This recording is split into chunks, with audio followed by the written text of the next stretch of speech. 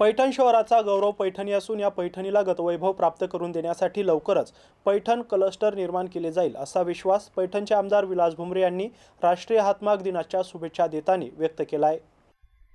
पैठण येथील मराठी पैठणी साडी केंद्रात आमदार विलास भुमरे यांच्या प्रमुख उपस्थितीत राष्ट्रीय हातमाग दिन मोठ्या उत्साहात साजरा करण्यात आला। यावेळी आमदार भुमरे यांनी पैठणी विणकर महिलांना पुष्पगुच्छ देऊन शुभेच्छा देखील दिल्या।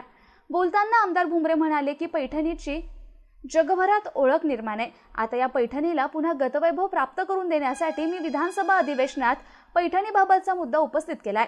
यावर शासनाने सकारात्मक प्रतिसाद दिला असून पैठण नगरीत लवकरच पैठणी क्लस्टर उभे केले जाईल। या क्लस्टरच्या माध्यमातून शहरातील आणि परिसरातील महिलांना मोठ्या प्रमाणात रोजगार मिळेल आणि बाजारात आर्थिक उलाढाल वाढेल असा विश्वास त्यांनी यावेळी व्यक्त केला। यावेळी विणकर राजेंद्र ढालकरी, जिजाबाई कुंटे, लक्ष्मीबाई वाहळ, हरजना शेख, मथुराबाई लंगोटे, मीराबाई शेळके, शमीम ग्राम, मदन ढालकरी, लियाकत ग्राम आदींचा आमदार भुमरे यांच्या हस्ते पुष्पगुच्छ देऊन गौरव करण्यात आला। यावेळी प्रमुख पाहुणे म्हणून वस्त्रोद्योग उपायुक्त प्रशांत सदाफुले, शिवनारायण चन्ना, माजी नगराध्यक्ष सोमनाथ परदेशी, संचालक बंडू महाराज गाडे, माजी नगराध्यक्ष राजू गायकवाड, महिला आघाडीच्या पुष्पा गव्हाणे, ज्योती काकडे यांची प्रमुख उपस्थिती होती। हा कार्यक्रम यशस्वी करण्यासाठी पैठणी केंद्राचे व्यवस्थापक संजय कोटुरकर, जितेंद्र परदेशी, कृष्णा बोंबले, अनवर तसेच शशिकला भोसले, एकनाथ भोसले, अरुण भोसले आदींनी प्रयत्न केले। या कार्यक्रमाचे सूत्रसंचालन विजय सुते यांनी केले। गौतम बनकर, MCN न्यूज, पैठण।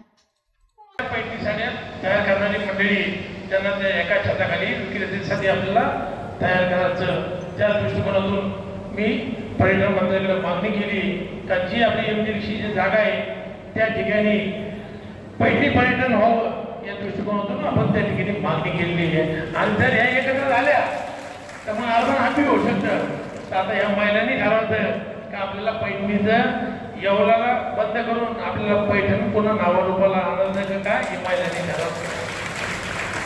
कारण की या ठिकाणी आता उद्योग मंत्र्यांनी मीटिंग लावली होती।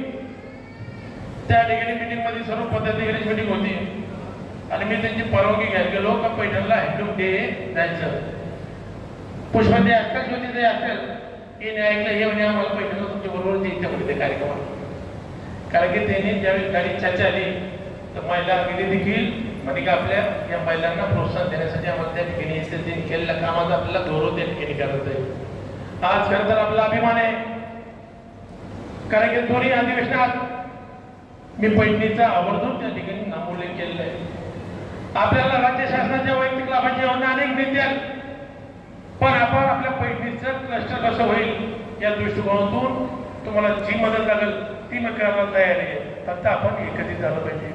कारण की या ठिकाणी संत ज्ञानेश्वर उद्यानाला भुमरे साहेबांच्या माध्यमातून 150 कोटी रुपये मंजूर झाले आणि आपल्या राज्याचे जलसंपदा मंत्री राधाकृष्ण विखे साहेब हे जलपूजनला आले होते। त्या ठिकाणी विनोद भाऊ असतील, सोमनाथ असतील, सर्वच आपले पदाधिकारी उपस्थित होते। त्या दिवशी त्यांनी शब्द दिला का संत ज्ञानेश्वर उद्यानासाठी मी कदापिही निधी कमी पडू देणार नाही।